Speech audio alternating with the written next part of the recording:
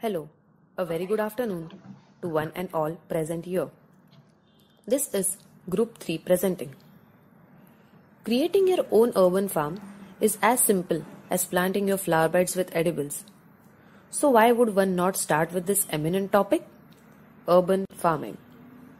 Urban farming is nothing but growing or producing food in heavily populated cities.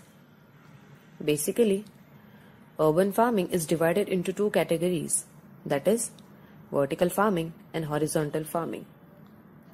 They are further subdivided into hydroponics, aeroponics, and aquaponics. Leaving these, there are further techniques like shipping container farming, microgreens, etc. After the topic being introduced, researching on vertical farming, hydroponics, aeroponics, and aquaponics, we came out with a thought that why not rejuvenate something that has started losing its identity? Like waterfronts? Yeah, it can be a small scale or a large scale project. Waterfront farming can also be adapted by small ponds at the backyard of a house and can be managed by an individual without purchasing a special land for it. Also, will it add on to the environmental benefits? So, the core thought of our design is waterfront farming. The main reason for considering this technique was that without utilizing land area, we can achieve the best results in every aspect through the naturally gifted water in Nasik with responsibilities of the citizens. Also, water is worshipped in Nasik from ages ago. But now, water not only being the basic need, it has started being corrupted by some extent. So, to keep its value intact, we have focused on 3 riverfront banks of Godavari with discrete identities. Even main purpose of this can be making food production more transparent and using clean energy without much use of resources.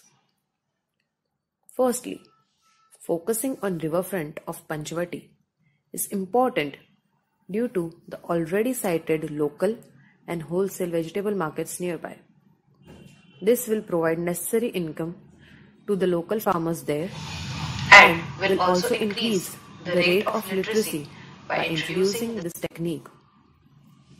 Secondly, comes the Bapu pool, which can be more of considered as an urban context rather than traditional. This place defines its identity by mostly all the age groups. And lastly, riverfront of Nausha Ganpati, which is also a sacred and tourist place with less residences. So, the materials that we've decided on are floating rafts, designed especially for growing green leafy crops hydroponically. It's made from food-safe HDPE. They can be fully automated due to their design and geometry.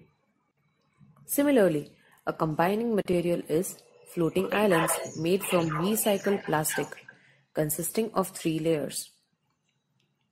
These are some of our design processes in which we faced overall problems like the scale of individual modules, form, its stability, etc.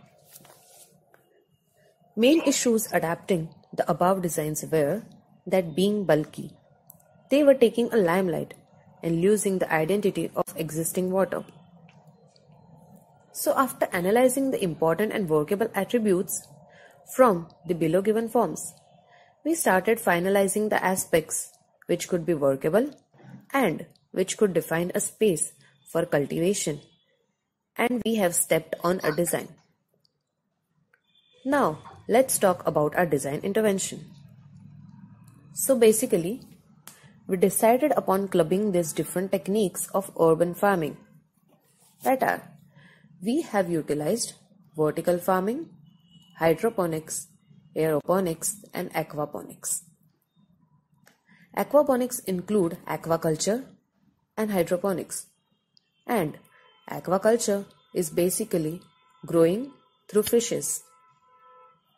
Aquaculture is so adapted because even fishing is seen as a daily activity along the stretches of Godavari in Nasik. So, we've designed a module in which the larger ones are permanent and the scaled down ones are detachable and can be used as rafts. Similarly, we've placed 3 groups of 5 modules each with more rafting modules at Bapu Pool.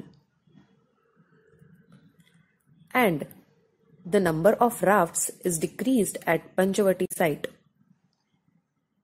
At Panchavati, even the aquaculture technique is eliminated, introducing a rainwater tank.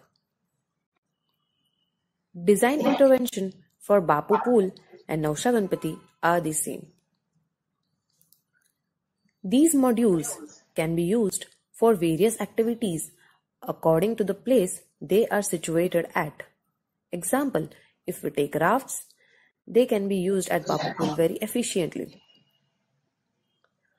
Also, we plant or vegetables that we've decided for cultivating here are spinach, tomatoes, cauliflower, gobi, etc. And these all are decided because they are the native plants grown in Nasik. So here I conclude by expressing our design interventions on this growing topic. And remember, as for butter versus margarine, I trust ergonomist more than chemist. Thank you.